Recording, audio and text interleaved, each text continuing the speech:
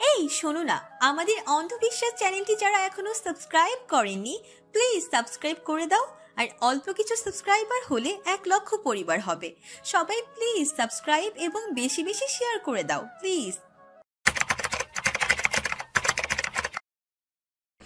আজাহান কোথায় প্রিনিশা?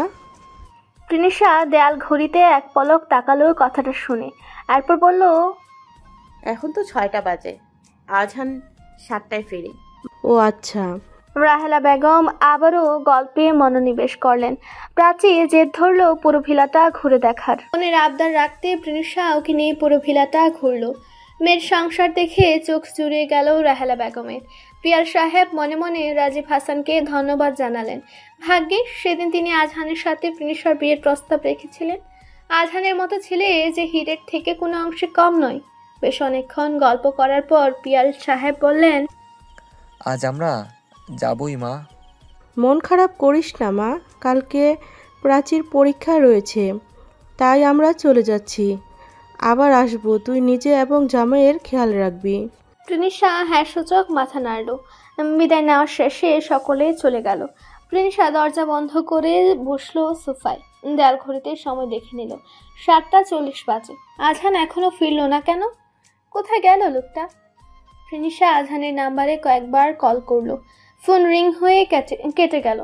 আজহান ধরল না। প্রিনিশার কেন যেন ভয় হতে লাগলো। কোনো বিপদ হলো না তো? সময় কেটে গেল আরও কিছুক্ষণ। প্রিনিশা এবার রিজভিকে কল করলো। কয়েকবার রিং হতে রিজভি কলটা রিসিভ করলো। প্রিনিশা বলল, ভাইয়া আহজান কোথায়? ভাই তখন বাসায় থাকার কথা। কেন ভাবি? উনি এখনো ফেরেননি ভাইয়া, ফোনটাও অফ, বুঝতে পারছি না কিছু। কি বলেন ভাবি?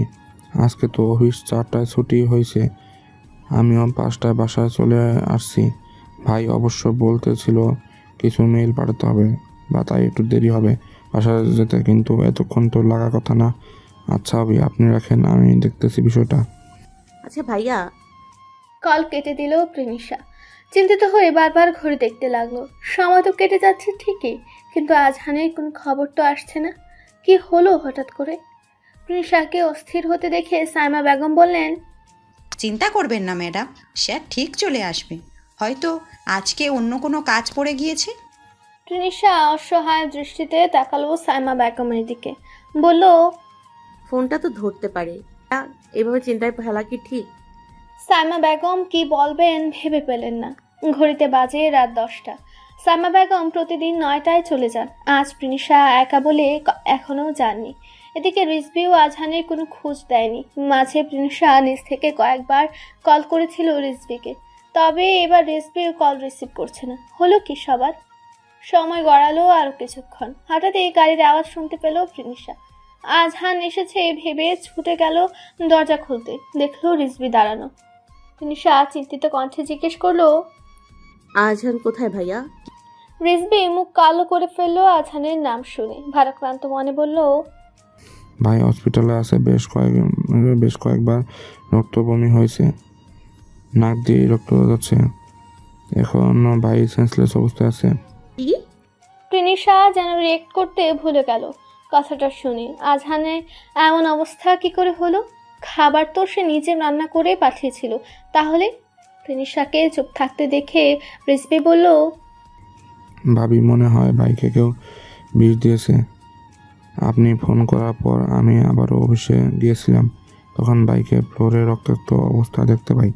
দ্রুত হসপিটালে নিয়ে গেলে ডক্টর জানায় অবস্থা সিরিয়াস। আপনি চলুন আমার সাথে। হ্যাঁ চলুন। প্রিনিশা এক কাপড়ে বাসা থেকে বের হয়ে যায় রিজভির সাথে। গাড়িতে ওঠার সাথে সাথে কেমন একটা গন্ধ নাকে এসে লাগে দুজনের।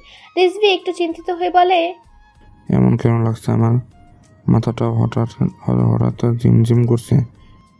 আমারও সেম অবস্থা ভাইয়া, আপনি গ্লাসগুলো খুলে দিন। রিজভি সবগুলো গ্লাস খুলে দিল।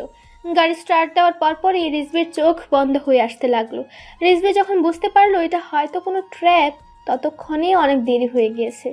প্রিনিশা অলরেডি জ্ঞান হারিয়ে ফেলেছে। রিজভি নিজে কতক্ষণ সার্ভাইভ করতে পারবে জানা নেই। বিপদ আসন্ন বুঝতে পেরে গাড়ির স্পিড বাড়িয়ে দিল রিজভি। উদ্দেশ্য লোকজন রয়েছে এমন কোনো জায়গায় গিয়ে গাড়িটা দাঁড় করানো। আজহান একদিন রিজভিকে বলেছিল, যদি আমি কোনো কারণে না থাকি তাহলে প্রিনিশাকে সুরক্ষা দেখার দায়িত্ব তোমার। কথাটা আজ বারবার কানে বাজছে রিজভির। যে করেই হোক এখন জ্ঞান হারালে চলবে না। রিজভি অনেকক্ষণ চেষ্টা করলো নিজেকে জাগিয়ে রাখার, কিন্তু শেষমেশ পারল না। কোনো রকম ব্রেকে পা দিয়ে রিজভি জ্ঞান হারালো। আর কিছুক্ষণের মধ্যেও একটা গাড়ি এসে থামলো সেখানে। গাড়িটির ভেতর থেকে 3 জন মাস্ক পরা ব্যক্তি বের হলো, প্রিনিশাকে নিজেদের গাড়িতে তুলে নিল। এরপর দ্রুত স্থান ত্যাগ করলো। রাস্তাটা খুব একটা জনমানব না থাকায় কাজটা খুব সহজে করতে পারলো লোকগুলো। রাত 1:10 বাজে। জানালার গ্রিল ধরে বসে আছে সিনহা। সিনহাকে দেখলে কেউই বলবে না সে নতুন বউ। চোখ মুখ শুকিয়ে গেছে, ঠোঁটের কোণে রক্ত জমাট বেঁধে আছে, চুলগুলো কোনো রকম কাঁটা দিয়ে আটকানো। মেয়েটা নিজের অবস্থাটা কিছুক্ষণ আগেই আয়না দেখেছে। বিয়ের সবে 3 দিন আজকে, অথচ বাড়ির মানুষের মাঝে কোনো প্রতিক্রিয়া নেই। সবাই যে যার মতো করে আছে। অনেক এবং ফুপু বিয়ের রাতেই চলে গেছে। বিয়ে বাড়িটা হুট করে মরা বাড়িতে পরিণত হয়েছে। তাসফিনও কেমন বদলে গেছে। সারাদিন বাইরে থাকে, রাত হলে বাসায় ফিরে সিনহার উপর অমানবিক শারীরিক নির্যাতন করে। তাসফিনকে সিনহার কাছে এখন কেমন যেন সাইকো মনে হয়। সকালে উঠে বেরিয়ে যায়, গভীর রাতে ফেরে। কেউ কিছু বলে না, বরং সিনহা যদি কিছু জিজ্ঞেস করে তবে তাসফিনের মা 4টি কথা শুনিয়ে দেন। নিজের পরিবারকেও কথাগুলো জানাতে দিচ্ছে না ওরা। সব সময় সিনহাকে নজরে নজরে রাখছে। ঠিক কোন কারণে এমনটা করছে সকলে? কিসের এত রাগ সিনহার উপর ওদের? নিজের মনকে এই প্রশ্নটা করে সিনহা, তবেই কোনো উত্তর খুঁজে পায় না। এরই মাঝে দরজা খোলার আওয়াজ হয়। তাসফিন ফিরেছে। পরনের শার্টটির উপরে 4টা বোতাম খুলতে খুলতে সে এগিয়ে আসে সিনহার কাছে। সিনহা আমতা আমতা করে জিজ্ঞেস করে, আপনি সারাদিন কোথায় ছিলেন? কথাটা যেন কানে যায় না তাসফিনের। শার্টের বাকি বোতামগুলো খুলে সে সিনহাকে নির্দেশ দেয়, আমার জন্য ওয়াইন নিয়ে এসো। আমি পারবো না। কথাটা শেষ করার সাথে সাথে সিনহার গালে থাপ্পড় বসায় তাসফিন। হিসিয়ে বলে, শালি বেশি কথা বলিস কেন? যা বলেছি তাই কর। টলমল চোখে সিনহা তাকায় তাসফিনের দিকে, বলে, আমি আপনার বউ হই, এমন তুই তুকারি করছেন কেন? কথাটা শোনা মাত্র আবারও একটা থাপ্পড় দেয় তাসফিন। সিনহা চুলের মুঠি ধরে বলে, আমি তোকে বিয়ে করেছি শুধুমাত্র নিজের চাহিদা মেটাতে।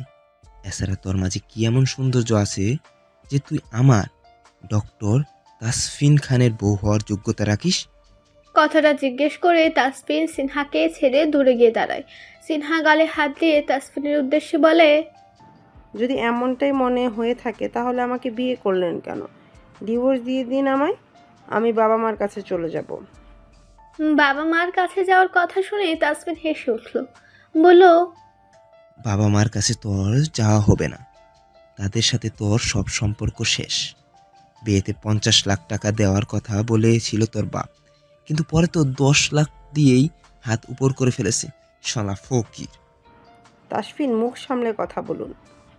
আপনি আমার বাবার সম্পর্কে এমন কথা কিভাবে বলছেন? তিনি যথেষ্ট করেছেন বিয়েতে, আর কি চান? 50 লাখ টাকার জোগাড় করতে বাবার নিজের শেষ সম্বল জমিটা বিক্রি করে দেয়, কিন্তু মুহুরি বাবাকে ঠকিয়ে 12 লাখ টাকায় জমিটা বিক্রি করে। সিনহার কথাগুলো শুনে তাসফিন তাচ্ছিল সুরে হাসলো, যেন সে বিশ্বাসই করলো না। যদিও টাকা তার দরকার নেই, এটা তো শুধুমাত্র একটা অজুহাত। তাসফিন নিজের বেল্ট খুলে সিনহার সামনে ধরলো, বলল, যদি আমার একটা কথারও অবাধ্য হয়েছিস তবে এর একটা মারও নিচে পড়বে না। ভোর রাত এখন, চারদিকে নিস্তব্ধতা বিরাজমান। শীতল হাওয়া বইছে চারিপাশে। প্রিনিশা চোখ মেলছে ধীরে ধীরে, মাথাটা ভীষণ টনটন করছে। পুরোপুরি চোখ মেলে তাকে সামনে অন্ধকার ছাড়া কিছুই দেখতে পায় না প্রিনিশা। গলাটা বড্ড শুকিয়ে আসছে, একটু পানি খাওয়া দরকার, কিন্তু কার কাছে পানি চাইবে? কে আছে এখানে? কিছুই বুঝতে পারছে না প্রিনিশা। কিছুক্ষণ সময় অতিবাহিত হলো।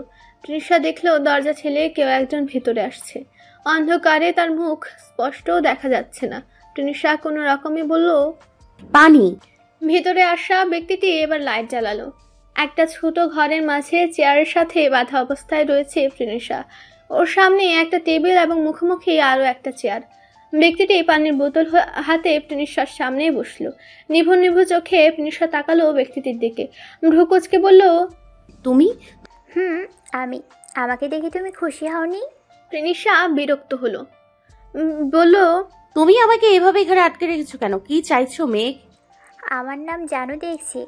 কিছু বলল না। মেঘলা আবারও বলল, আমার পুরো নাম মেঘলা। মেঘ শুধু অফিসেই সবাই ডাকে। তুমি নামটা জানলে কি করে? নাম জানা কোনো বড় বিষয় না।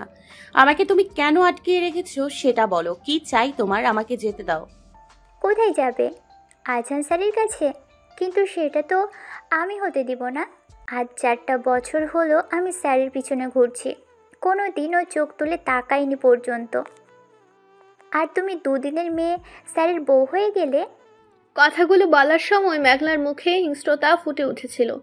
নিজের রাগ সংবরণ করে মেঘলা প্রিনিশার সামনে পানির বোতল রাখলো, বলল, নাও পানি খাও। আমার হাত খুলে দাও। সেটা সম্ভব না, দাঁড়াও আমি খাইয়ে দিচ্ছি। মেঘলা পানি খাওয়ালো প্রিনিশাকে। এক চুমুক খেতে প্রিনিশা পানিটা ফেলে দিতে চাইল, কিন্তু পারল না। বাধ্য হয়ে পানিটা গিলতে হলো। পানির মধ্যে মরিচের গুঁড়ো মিশানো ছিল। প্রিনিশার পুরো গলা জ্বলে যেতে লাগলো, ছটফট করতে লাগলো ঝালে। তা দেখে মেঘলা হাসলো, বলল, কষ্ট পাচ্ছ? খুব যন্ত্রণা হচ্ছে তাই না? আমারও হতো যখন আমি তোমাকে আজহানের সাথে দেখতাম। ঠিক এভাবেই ছটফট করেছি আমি। বিশ্বাস করো, আমার তোমার উপর কোনো রাগ নেই। এখন অবশ্য তোমার মনে প্রশ্ন আসতেই পারে যে রাগ না থাকলে কেন এসব করছি। মেঘলা এক পলক তাকালো প্রিনিশার দিকে। ঝালে ওর চোখ দিয়ে পানি পড়ছে। মেঘলার আনন্দ দ্বিগুণ বেড়ে গেল। বলল, তোমার কিছু হলে সেই আঘাতটা গিয়ে লাগে আজহানের বুকে, আর আমি এটাই চাই। ভালোবেসে পাইনি এটা আফসোস দেই, কিন্তু অন্য কেউ আমার ভালোবাসার মানুষের পাশে থাকবে এটা যে আমি সহ্য করতে পারবো না। কথাটা বলার সময় মেঘলার চোখে পানি এলো। দ্রুত নিজের চোখের পানি আড়াল করে নিল। প্রিনিশা বলল, আমাকে ছেড়ে দাও, আমি চলে যাব আজহানের জীবন থেকে। চলে যাওয়ার কথা শুনে মেঘলা হাসলো, বলল, চলে তোমাকে এমনিতেও যেতে হবে। তোমার কি মনে হয় আমার এত ক্ষমতা আছে যে তোমাকে তুলে আনবো? আমি তোমাকে আনিনি, শুধু যে এনেছে তাকে সাহায্য করেছি। কে এনেছে আমাকে? প্রিনিশার প্রশ্নের উত্তর মেঘলা দিল না। আপাতত প্রিনিশার উপর নিজের রাগ মেটাতে হবে। কথাটা ভেবেই মেঘলা প্রিনিশার হাত মুচড়ে ধরল। ব্যথায় আর্তনাদ করে উঠল প্রিনিশা। তা দেখে বেশ মজা পেল মেঘলা। বলল, কারো চোখে পানি যে এতটা আনন্দ দিতে পারে তা আমি আগে জানতাম না। হাসতে লাগলো মেঘলা। তা দেখে প্রিনিশা বলল, তুমি সাইকো মেঘলা, তুমি নিজেও জানো না তুমি ঠিক কি করছো। ছেড়ে দাও আমাকে। দিব, যদি তুমি এই পেপারে সাইন করো। কিসের পেপার? Divorce paper. প্রিনিশা চমকালো। কেন যেন বুকে মৃদু ব্যথা অনুভব করলো। মেঘলার উদ্দেশ্যে বলল, ডিভোর্স দিতে হবে আমাকে। হ্যাঁ, একটু আগেই তো বললে তুমি আজানকে ছেড়ে দিবে, তাহলে এখন এমন ভাব করছো কেন? নাও সাইন করো। প্রিনিশার হাত এখনো বাঁধা। মেঘলা জানে হাত খুলে দিলে প্রিনিশা সাইন করবে না। তাই তো ও টিপ সাইন নেওয়ার জন্য প্রিনিশার দিকে এগিয়ে গেল। একটু আগে জ্ঞান ফিরেছে আজহানের। বিপদ কেটে গেছে ঠিকই, তবে আজহান এখন ভীষণ দুর্বল। ব্লাড দিয়ে রাখা হয়েছে। কোন রকম একবার চোখ মেলে আবারও জ্ঞান হারিয়ে ফেলেছে। ডক্টররা নিজেদের সর্বোচ্চটা দিয়ে চিকিৎসা করছেন, বাকিটা আল্লাহর হাতে। রাতে তখন শেষ প্রহর। আজহানের কেবিনের বাহিরে রাজীব হাসান দাঁড়িয়ে আছে। একটু আগেও তিনি ডক্টরের সাথে কথা বলেছেন। ডক্টর জানিয়েছেন, আজহান এখন বিপদমুক্ত, তবে ও রেস্টের প্রয়োজন। এই মুহূর্তে সে ঘুমাচ্ছে। রাজীব হাসান দোয়া করছেন আজহানের জন্য, মনে মনে চিন্তা করছেন প্রিনিশার জন্য। সেই যে রিজভি প্রিনিশাকে আনতে গেল, এরপর তো আর কোনো খবর নেই। কোথায় আছে ওরা? কিছুক্ষণ আগে রিজভির নাম্বারে একবার কল করেছিলেন রাজীব হাসান, তবে এই কল রিসিভ হয়নি। আজহানকে একা ফেলে তিনি যেতেও পারছেন না। চিন্তা বাড়তে লাগলো রাজীব হাসানের। কেবিনের সামনে বসার জায়গা রয়েছে, সেখানে হেলান দিয়ে বসলেন তিনি। চোখটা বন্ধ করতে হন্তদন্ত পায়ে ছুটে এলো রিজভি। হঠাৎ করে রিজভিকে দেখে রাজীব হাসান উঠে দাঁড়ালেন। জিজ্ঞেস করলেন, প্রিনিশা কোথায়? তুমি সেই যে ওকে আনতে গেলে, এরপর আর কোনো খবর নেই। এত টেনশন দাও কেন বলো তো? রিজভী হাঁপাচ্ছিল। রাজীব হাসানের কথাগুলো শুনে সব ঘটনা খুলে বলল। সব শুনে রাজীব হাসান আঁতকে উঠলেন, বললেন, কে করতে পারে এমন কাজ? জানি না আঙ্কেল, তবে আমি শিওর যে করেছে সে সবটা আগে থেকে সাজিয়ে রেখেছিল। ভাই অসুস্থ হওয়ার পরই সে ভাবিকে তুলে নিয়ে গেছে। কে নিয়ে গেছে কিছু জানো? না আঙ্কেল, আমার মাথা ঠিক ছিল না তখন। জানি না ভাবি কোথায় আছেন। আমার উচিত ছিল আরও কেয়ারফুল হওয়া। কে ইচ্ছে করে আমার আজাহানের জীবনটাকে জটিল করছে? কি হচ্ছে এসব? চিন্তায় রাজীব হাসান চোখে অন্ধকার দেখলেন। রিজভী বলল, ভাইকে জানাতে হবে ভাবির বিষয়টা। অসম্ভব। আজাহানের শারীরিক অবস্থা এখনও তেমন ভালো না। একটু আগে ডাক্তার বলে গেলেন রিস্ক কেটে গেছে, কিন্তু আজাহারের শরীর এখনও ভীষণ দুর্বল। এই মুহূর্তে ওকে এই বিষয়ে কিছু জানানো যাবে না। কিন্তু আমি না করেছি রিজভী। রিজভী চুপ করে গেল। একটু আগে যখন তার জ্ঞান ফিরে তখন গাড়িতে নিজেকে একা অবস্থায় দেখেই বুঝতে পারে বিপদ যা ঘটার ঘটে গিয়েছে। কোনো রকমে ছুটে আসে হসপিটালে, কিন্তু রাজীব হাসান যা বললেন এরপর তো সে আজহানকে সবটা জানাতে পারবে না। হতাশ হয়ে রিজভী রাজীব হাসানের পাশে বসে পড়ল। ভোরের আলো ফুটলো, ধীরে ধীরে চারপাশটা আলোকিত হলো। সকাল তখন 8টা। আজহান আবারও চোখ মেলে তাকিয়েছে। শরীরের অবস্থা আগের থেকে উন্নতি হয়েছে। রাজীব হাসান এবং রিজভী এসেছে দেখা করতে। কেবিনে ঢুকে আজহানের 2 হাতে ব্লাড এবং স্যালাইন লাগানো দেখে রাজীব হাসানের বুকটা ছ্যাদ করে উঠল। ভাই মরার পর বুকে আগলে মানুষ করেছেন তিনি আজহানকে। কখনো কোনো আঘাত পেতে দেননি। সেই ছেলের আজকে অবস্থা। কথাগুলো ভাবতে ভাবতে রাজীব হাসান এগিয়ে গেলেন আজহানের দিকে। মাথায় আলতো করে হাত বুলিয়ে জিজ্ঞেস করলেন, কেমন আছো? ভালো চাচ্চু, বসো তুমি। রাজীব হাসান বসলেন আজহানের পাশে। কিছু বলার জন্য উদ্যত হতে আজহান জিজ্ঞেস করলো, প্রিনিশা কোথায় চাচ্চু? চুপ করে রইলেন রাজীব হাসান। তিনি চান না এই মুহূর্তে কোনো রকম চিন্তা আজহান করুক। রিজভীকে বলে পুলিশে খবর পাঠিয়েছেন তিনি। পুলিশ খুঁজছে প্রিনিশাকে। এখন আজহানকে কিছুতেই এ সকল কথা জানানো যাবে না। কথাগুলো ভেবে তিনি বললেন, প্রিনিশা বাসায় আছে, সারা রাত এখানে ছিল, তাই আমি ভোরে ওকে বাড়ি পাঠিয়ে দিয়েছি। মেয়েটা ভীষণ চিন্তিত ছিল। আজহানের হয়তো খুব একটা বিশ্বাস হলো না কথাটা, কেননা প্রিনিশার মনে আজহানের জন্য কোনো অনুভূতি তৈরি হয়নি, যা আজহান খুব ভালো করেই জানে। এক দীর্ঘশ্বাস ফেলে আজহান আবারও চোখ বুজল। বুকে চিনচিনে ব্যথা করছে। মাঝে যখন জ্ঞান ফিরেছিল তখন থেকেই ব্যথাটা শুরু হয়েছে। আজহানকে চোখ বন্ধ করতে দেখিয়ে রাজীব হাসান আর কথা বাড়ালেন না। বেরিয়ে এলেন কেবিন থেকে। পিছু পিছু রিজভীও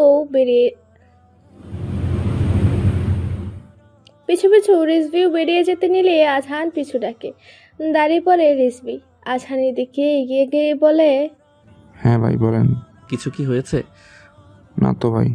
কমিশনার রুবায়েত তোমাকে কল কেন করছে রিজভী? কমিশনারের কথাগুলো শুনে রিজভী থতমত খেয়ে গেল। বলল, কই ভাই, না তো। আমাকে মিথ্যা বলো না রিজভী। তোমার পকেটে থাকা ফোনটায় বারবার কমিশনার রুবায়েতের কল আসছে। কি হয়েছে আমাকে বলো তো। রিজভী ঢুক গেল। প্যান্টের পকেট থেকে ফোনটা বের করে হাতে নিল। সাইলেন্ট মোডে থাকায় রিজভী বুঝতে পারেনি যে কল আসছে। রিজভী ফোনটা দেখে নিয়ে আবারও পকেটে রেখে দিল। বলল, হয়তো কোনো দরকার পড়েছে তাই কল করছেন। আবারও মিথ্যা বলছে রিজভী। রুবায়েত তোমাকে ঠিক কোন প্রয়োজনে কল করবে শুনি? রিজভী চুপ করে গেল। আজহান গম্ভীর কণ্ঠে জিজ্ঞেস করলো, সত্যটা বলো রিজভী, সব ঠিক আছে তো? রিজভী হ্যাঁ সূচক মাথা নাড়ালো। আমার চোখের দিকে তাকিয়ে বলো সব ঠিক আছে। রিজভী আর চুপ করে থাকতে পারল না। বলল, ভাই ভাবিকে খুঁজে পাওয়া যাচ্ছে না। মানে কোথায় গিয়েছে প্রিনিশা? রিজভী এবার সব ঘটনা বলল, যা যা হয়েছে। সব শুনে আজহান অগ্নিদৃষ্টিতে তাকালো। বলল, তুমি গাড়ি পার্কিংয়ে না রেখে ভিলার বাহিরে রেখে গিয়েছো কেন? তুমি তো জানো বিপদ আমাদের আশেপাশে ছায়ার মতো ঘুরছে। এরপরও এই ভুলটা কিভাবে করলে? মাথা নিচু করে ফেললো রিজভী। আজহান জিজ্ঞেস করলো, রুবায়েত কে? এখনই কল ব্যাক করো। জি ভাই। রিজভী কল করলো কমিশনার রুবায়েতকে। তিনি জানালেন, ওই রাস্তার পাশে সিসিটিভি ফুটেজ থেকে জানতে পেরেছি কাল রাতে একটা কালো গাড়িতে করে কয়েকজন লোক এসে প্রিন্সাকে নিয়ে যায়। গাড়ির নাম্বার ট্রেস করে পুলিশের যাচ্ছে এখন। আশা করা যায় দ্রুত প্রিন্সের কোনো খবর পাওয়া যাবে। সব শুনেই কল রেখে দেয় রিজভি। আজহানকে জানালে ও উঠে বসে। আমার অফিসের সিসিটিভি ফুটেজ চেক করাও রিজভি। সে আমার খাবারে বিষ মিশিয়েছিল, সেটা বের করো দ্রুত। জি ভাই। রিজভি ফোন করলো অফিসে। আজহান আর বসে থাকতে পারল না। হাত থেকে স্যালাইন এবং ব্লাডের নলগুলো খুলে ফেলল। উঠে দাঁড়াতেই মাথাটা চক্কর দিল, ফলে আবারও বেডে বসে পড়ল। সকাল 9টায় ঘুম থেকে উঠে তাফসিন পাশে তাকিয়ে দেখে বিছানা ফাঁকা। এর মানে সিনহা উঠে। বালিশের উপর সিনহার ওড়নাটা রাখা, সেটা হাতে নিয়ে উঠে বসলো তাফসিন। কাল রাতে সিনহাকে করা অমানবিক অত্যাচারের কথা চিন্তা করে হাসলো। বালিশের পাশ থেকে ফোনটা নিয়ে একটা নাম্বারে ডায়াল করলো। দেখলো ফোন অফ। তাসফিন বিরক্ত হয়ে ফোন রেখে ফ্রেশ হতে চলে যায়। একটু পরে রুমে আসে সিনহা, হাতে কফির মগ তাসফিনের জন্য। রুমে এসে তাসফিনকে না পেয়ে সিনহা মগটা বেডসাইড টেবিলের উপর রাখে, এরপর বিছানা গোছাতে শুরু করে। নজর পড়ে বালিশের পাশে থাকা তাসফিনের ফোনের উপর। নিঃশব্দে ফোনটা হাতে নেয় সিনহা। বেডসাইড টেবিলের উপর রাখা তাসফিনের একটা ছবি রয়েছে, সেটা দিয়ে ফোনটা আনলক করে। এরপর গ্যালারিতে যেতে স্তব্ধ হয়ে যায়। সিনহার সাথে করা নির্যাতনের ছবি তুলে রেখেছে তাসফিন। ছবিগুলো দেখে সিনহার ঘৃণা হতে লাগলো তাসফিনের উপর। কাপা হাতে ছবিগুলো ডিলিট করে দিল। এরপর হোয়াটসঅ্যাপে যেতেই দেখলো একটা নাম্বার থেকে ভোর রাতে কয়েকটা মেসেজ এসেছে। কৌতূহলবশত চ্যাটে ঢুকলো সিনহা। দেখলো মেঘলা নামের মেয়েটি তাসফিনকে একটা ঠিকানা পাঠিয়েছে এবং সাথে কিছু ছবি পাঠিয়েছে। ছবিগুলো দেখার জন্য ক্লিক করলো সিনহা। প্রথম ছবিটাতে ছিল একটা অন্ধকার রুম। দ্বিতীয় ছবিতে দেখা যাচ্ছে কাউকে বেঁধে রাখা হয়েছে চেয়ারের সাথে। সব শেষে তৃতীয় ছবিটাতে সিনহা দেখলো বেঁধে রাখা মেয়েটির মুখ। কাপা স্বরে উচ্চারণ করলো, প্রিনিশা, ওর এই অবস্থা কেন? আর তাসফিনকেই বা কেন এই মেয়েটা এসব ছবি পাঠিয়েছে? কি সম্পর্ক মেয়েটির সাথে তাসফিনের? প্রিনিশাকেই বা কেন এভাবে বেঁধে রাখা হয়েছে? প্রশ্নগুলো ঘুরপাক খেতে লাগলো সিনহার মনে। তখনই ওয়াশরুম থেকে বের হলো তাসফিন। সিনহা দ্রুত ফোনটা আগের জায়গায় রেখে দিয়ে কাজ করতে লাগলো। তাসফিন রেডি হয়ে ফোন নিয়ে বেরিয়ে গেল। সিনহা হাফ ছেড়ে বাঁচল। তবে আজ সে তাসফিনের পিছু নেবে, আর তাই তাসফিন বের হওয়ার পরপরই কৌশলে সিনহাও বের হলো। অফিসে ফোন করে সিসিটিভি ফুটেজ চেক করালো রিজভি। তাতে দেখা গেল মেঘলা কালকে আজহানের অনুপস্থিতিতে কেবিনে গিয়ে খাবারে কিছু মিশিয়েছে। ফুটেজ দেখা মাত্র আজহান উঠে দাঁড়ায়, হসপিটালের ড্রেস চেঞ্জ করে নেয়। শার্টের বোতামগুলো লাগাতে লাগাতে কল করে রুবায়েতকে। কয়েকবার রিং হতেই রুবায়েত কল রিসিভ করে, বলে, হ্যাঁ আজহান বলো। আমি একটা ফুটেজ এবং একটা নাম্বার পাঠিয়েছি। নাম্বারটা ট্রেস করে আমাকে পাঠাতে পারবে? ঠিক আছে, আমি দেখছি। রুবায়েত কল কেটে কন্ট্রোল রুমে কল লাগালো। এদিকে আজহানকে কেবিন থেকে বের হতে দেখে রাজীব হাসান চমকে উঠলেন। খানিকক্ষণ আগেই তিনি ডক্টরের সাথে কথা বলে এসেছেন। আজহানের এখন রেস্ট নেওয়া প্রয়োজন। রাজীব হাসান আজহানের সামনে দাঁড়ালো, বলল, কোথায় যাচ্ছ? প্রিনিশাকে খুঁজতে হবে চাচ্চু। তার জন্য পুলিশ আছে, তুমি এই অসুস্থ শরীরে যেও না। সরি চাচ্চু, বিষয়টা যখন আমার বউয়ের, তখন নিজের অসুস্থ দেখার সময় আমার কাছে নেই। শরীর পর শেষ শক্তি পর্যন্ত আমি চেষ্টা করব প্রিনিশাকে সেভ করার। দোয়া করিও আমাদের জন্য। কথাগুলো বলে আজহান হন হন করে চলে গেল। রাজীব হাসান অবাক নয়নে চিরলেন সেদিকে। ফ্লোরে ফুটা ফুটা রক্তের দাগ। হয়তো আজহানের হাত থেকেই পড়েছে রক্তগুলো। সেদিকে কোনো খেয়াল নেই ছেলেটার। সে ছুটছে তার অর্ধাঙ্গিনীর খুঁজে। ড্রাইভিং সিটে বসে আজহান চোখ বন্ধ করে নেয়। বুকের ব্যথাটা বাড়ছে, কিন্তু এখন নিজের কথা চিন্তা করার সময় নেই। বড় বড় 3টে দীর্ঘশ্বাস নিয়ে আজহান গাড়ি স্টার্ট দেয়। উদ্দেশ্য কন্ট্রোল রুম। পথিমধ্যে আজহানের কাছে কল আসে রুবায়েতের। কানে এয়ারপড গুঁজে আজহান কলটা রিসিভ করলে রুবায়েত জানায়, নাম্বারটা আমার ট্রেস করতে পেরেছি, তোমার হোয়াটসঅ্যাপে ডিটেলস পাঠানো হয়েছে। ওকে। আজহান স্টিয়ারিংয়ে হাত রেখে হোয়াটসঅ্যাপ চেক করলো। এরপর শক্ত হাতে স্টিয়ারিং ঘোরালো, এমনভাবে ড্রাইভ করতে লাগলো যা দূর থেকে দেখলে মনে হবে একটি সাপ দ্রুত গতিতে এগিয়ে চলেছে। এভাবে ড্রাইভ করতে দেখে আজহানের পাশে বসে থাকা রিজবির গলা শুকিয়ে এলো ভয়ে। মনে হতে লাগলো যে কোনো মুহূর্তেই হয়তো তার জানটা চলে যাবে। মনে মনে দোয়া ইউনুস পড়তে লাগলো। আজহান ফুল স্পিডে গাড়ি ছুটালো। মাত্র 15 মিনিটের মধ্যে রুবায়েতের পাঠানো ঠিকানায় পৌঁছালো আজহান। শহর থেকে বেশ কিছুটা দূরে শুনশান এক বিস্তৃত মাঠ। এখানকার ঠিকানা পাঠিয়েছে রুবায়েত। হয়তো তৃষা এবং মেঘলা আশেপাশে কোথাও আছে। আজহান দ্রুত গাড়ি থেকে নামলো। রিজভি দেখলো আজহানের হাত থেকে রক্ত ঝরছে। দ্রুত পকেট থেকে রুমাল বের করে আজহানের হাতে চেপে ধরলো রিজভি। তা দেখে বিরক্ত দৃষ্টিতে তাকিয়ে আজহান বলল, আমার কিছু হবে না, তুমি প্রিনিশাকে খোঁজো। ভাই আপনার হাত থেকে রক্ত পড়ছে, যে কোনো সময় দুর্ঘটনা ঘটে যেতে পারে। আপনি রুমালটা হাতে বেঁধে নিন। রিজভির কথা শুনে আজহান নিজের হাতের দিকে তাকালো। ক্যানোলাটা নিজের পজিশন থেকে সরে গেছে, এর ফলে রক্ত বের হচ্ছে। আজহান এক টানে ক্যানোলাটা খুলে ফেললো। এবার গল গল করে রক্ত পড়তে শুরু করলো। রিজভি দ্রুত রুমালটা টাইট করে হাতে বেঁধে দিল আজহানের। এরপর দুজনে খুঁজতে শুরু করলো প্রিনিশাকে। বিস্তৃত মাঠ জুড়ে খা খা নীরবতা, কোথাও কোনো মানুষের চিহ্ন পর্যন্ত নেই। এখানে কোথায় থাকবে প্রিনিশা? এরই মাঝে রুবায়েতের পাঠানো পুলিশ ফোর্স চলে আসে। সবাই মিলিয়ে প্রিনিশাকে খুঁজতে শুরু করে। হঠাৎই ডেকে ওঠে রিজভি। আজহান ছুটে যায়, জিজ্ঞেস করে, কি হয়েছে? ভাই দেখুন, মাঠের একদম শেষ প্রান্তে একটা ঘর দেখা যাচ্ছে। ওখানে ভাবি নেই তো? আজহান চোখ সরু করে দেখলো ঘরটাকে, বলল, থাকতে পারে, চলো। আজহান এগিয়ে যায় ঘরটার দিকে। বাহির থেকে দেখলে মনে হবে অনেক দিন পুরনো দিনের বাড়িটা। আজহান ঘরের ভেতরে পা রাখতেই চমকে উঠল। ফ্লোর রক্তে ভেসে গেছে। কিসের রক্ত এত? আজহান রক্তের উৎস খুঁজতে চারদিক ভালো করে চোখ বুলিয়ে নিতেই মেঘলার নিথর দেহটা দেখতে পেল।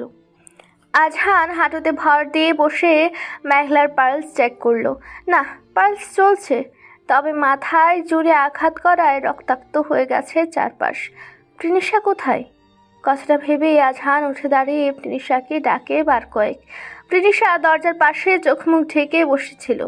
আজহানের গলা পেয়ে উঠে ছুটে এলো।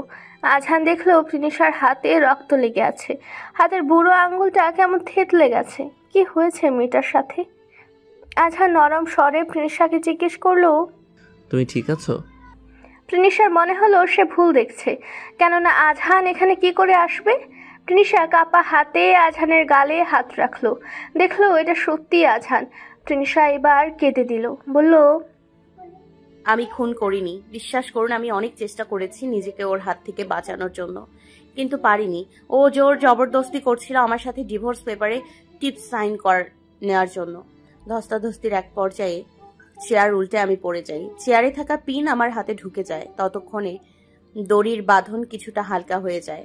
একটু চেষ্টা করতেই বাঁধনটা খুলতে পারি। মেঘলা তখন আমার দিকে একটা ইনজেকশন নিয়ে এগিয়ে আসে। আমি নিজেকে বাঁচানোর জন্য মেঘলাকে ধাক্কা দিলে ও জানালার বেডের সাথে বাড়ি খেয়ে নিচে পড়ে যায়। বিশ্বাস করুন আজহান, আমি বুঝতে পারিনি এমন কিছু হবে। কান্না আটকে কথাগুলো বলে প্রিনিশা। সব শুনে আজহান প্রিনিশার মাথা নিজের বুকের সাথে চেপে ধরে, বলল, আমি জানি তুমি ইচ্ছে করে কিছু করনি, যা হয়েছে সবটাই পরিস্থিতির কারণে। প্রিনিশা নিশ্চিত হয় আজহানের কথা শুনে। আজহান প্রিনিশাকে নিয়ে ঘরটা থেকে বের হতেই প্রিনিশা আজহানের বুকে সেন্সলেস হয়ে পড়ে। রিজভি পুলিশ অফিসারদের সাথে মেঘলাকে নিয়ে হসপিটালে চলে যায়। আকাশে ঘন কালো মেঘ করলো, যে কোনো সময় বৃষ্টি নামবে। এখন প্রিনিশাকে নিয়ে একা গাড়ি পর্যন্ত কিভাবে যাবে? আজহান সেটাই ভাবছে। এর মাঝে বৃষ্টি শুরু হলো। আজহান আর কিছু না ভেবে প্রিনিশাকে কুলে তুলে নিল। সাথে সাথে মাথাটা আরো একবার চক্কর দিয়ে উঠল। সেসবে তোয়াক্কা না করে আজহান ধীর পায়ে এগিয়ে গেল গাড়ির কাছে। প্রিনিশাকে বসিয়ে দিয়ে নিজে ড্রাইভিং সিটে বসলো। চোখ ঝাপসা হয়ে আসতে লাগলো আজহানের, তবু সর্বোচ্চ চেষ্টা করলো নিজেকে ঠিক রাখার। এক হাতে স্টিয়ারিং এবং অন্য হাতে প্রিনিশাকে আগলে নিয়ে ড্রাইভ করতে লাগলো। হসপিটালে পৌঁছে আবারও প্রিনিশাকে কুলে তুলে ভেতরে এলো আজহান। নার্স এবং ওয়ার্ড বয়রা দ্রুত স্ট্রেচার নিয়ে এগিয়ে এলো। আজহান প্রিনিশাকে স্ট্রেচারে শুয়ে দিয়ে ডক্টর অয়নকে উদ্দেশ্য করে বলল, আমার ওয়াইফের ট্রিটমেন্টে যেন কোনো গাফিলতি না হয় ডক্টর। কথাটা বলেই আজহান নিজের সেন্স হারিয়ে ফেলল। ডক্টর অয়ন আজহানের পাশে দাঁড়িয়ে থাকায় দ্রুত পড়ে যাওয়া থেকে ধরে ফেলে। রাত 9টা। প্রিনিশার জ্ঞান ফিরেছে বেশ খানিকক্ষণ। ডক্টর জানিয়েছেন অতিরিক্ত টেনশনের ফলে তখন সেন্সলেস হয়ে গিয়েছিল। প্রিনিশার হাতে স্যালাইন লাগানো ছিল। নার্স এসে সেটা খুলে নিল। প্রিনিশা এখন আগের থেকে সুস্থ বোধ করছে। নার্স নিজের দায়িত্বগুলো পালন করে যাওয়ার সময় প্রিনিশা জিজ্ঞেস করলো, আজহান কত নম্বর কেবিনে আছে? বলেই নার্স চলে গেল। প্রিনিশা উঠে দাঁড়ালো ধীর পায়ে, বের হয়ে 204 নং কেবিনের সামনে এলো। কেবিনের ভিতরে ডক্টররা রয়েছে। প্রিনিশাকে আজহানের কেবিনের সামনে দাঁড়িয়ে থাকতে দেখে রিজভি জিজ্ঞেস করলো, ভাবি আপনি এখন ঠিক আছে? আপনি বসেন। না, আজহানের কি অবস্থা এখন? ভাই আমি এখন অসুস্থ আছে, তবে ব্লাড লস হয়েছে, অনেক দুর্বল। আপনি দেখা করবেন? হ্যাঁ। আচ্ছা আবি, একটু ওয়েট করেন, ডক্টররা বের হোক। প্রিনিশা হ্যাঁ সূচক মাথা নাড়ালো। কিছুক্ষণ দাঁড়িয়ে থাকার পরে ডক্টররা বের হলো। রিজভি তাদের সাথে প্রিনিশার পরিচয় করাতে গেলে ডক্টর অয়ন বলল, আমি জানি উনি কে। পেশেন্ট আমাদের না হলেও 10 বার জিজ্ঞেস করেছেন ওনার কথা, দেখা করতেও চেয়েছেন। আমরা সত্যি আপনার হাজবেন্ডের অবস্থা দেখে হতবাক। একটা পুরুষ যে তার শখের নারীর জন্য ঠিক কতটা করতে পারে তা হয়তো আজহানকে দেখলে বোঝা যায়। কথাগুলো বলে ডক্টর অয়ন চলে গেলেন। প্রিনিশার হঠাৎ করে লজ্জা লাগলো। ও দ্রুত কেবিনের ভিতরে চলে গেল। আজহান চোখ বন্ধ করে শুয়েছিল। কারো উপস্থিতি টের পেয়ে বলল, ডক্টর আপনি আবার এসেছেন? আমি বলেছি তো আমি এখন ঠিক আছি, আপনি প্রিনিশার কাছে যান। কথাটা বলে আজহান চোখ মেলে তাকালো। পাশে প্রিনিশাকে দাঁড়ানো দেখে অবাক হলো। উঠে বসার চেষ্টা করলো। প্রিনিশা বলল, উঠবেন না, আপনার রেস্ট নেওয়া প্রয়োজন। আজহান শুনল না সে কথা। বাধ্য হয়ে প্রিনিশা আজহানকে বালিশে হেলান দিয়ে বসালো। বলল, আপনি কোনো কথা শোনেন না। প্রত্যুত্তরে হাসলো আজহান। বলল, কেমন আছো? ঠিক আছি। চোখের নিচে কালো দাগ পড়ে গেছে তোমার। বাসায় যাও রিজভির সাথে। এই হসপিটালের গুমট পরিবেশে থাকা লাগবে না। বাসায় যাওয়ার কথা শুনে প্রিনিশার মুখ কালো হয়ে গেল। তা খেয়াল করলো আজহান। বলল, তুমি বাসায় যেতে না চাইলে চাচুর সাথে যেতে পারো। চাচি সহ আমার কাজিনরা রয়েছে সেখানে, তোমার ভালো লাগবে, একা একা থাকা লাগবে না। চাচুর বাসায় যাওয়ার কথা শুনে প্রিনিশার মনে পড়ল সিনহার বিয়ের কয়েকটা দিনের ঘটনা। অত মানুষের মাঝে থেকেও প্রিনিশা একাকিত্ব বোধ করেছিল। এবারও নিশ্চয়ই ব্যতিক্রম হবে না। তাই প্রিনিশা বলল, আমি এখানেই থাকবো আপনার সাথে। আজহান তাকালো প্রিনিশার দিকে। প্রিনিশা মাথা নিচু করে আছে। মনে মনে ভয় হচ্ছে যদি আজহান রাজি না হয় তখন। আজহান বুঝলো প্রিনিশার মন খারাপ। এক দীর্ঘশ্বাস নিয়ে বলল, রিজভিকে গিয়ে বলো আমি ডাকছি। কেন? না মানে কিছু প্রয়োজন হলে আমাকে বলুন। আজহান তাকালো প্রিনিশার দিকে। মেয়েটা চুপ করে গেল। রিজভিকে ডেকে আনলো আজহান। রিজভিকে উদ্দেশ্য করে বলল, প্রিনিশার জন্য কিছু খাবার নিয়ে আয়, আর হ্যাঁ একটা ব্ল্যাঙ্কেটও আনবি। ঠিক আছে ভাই।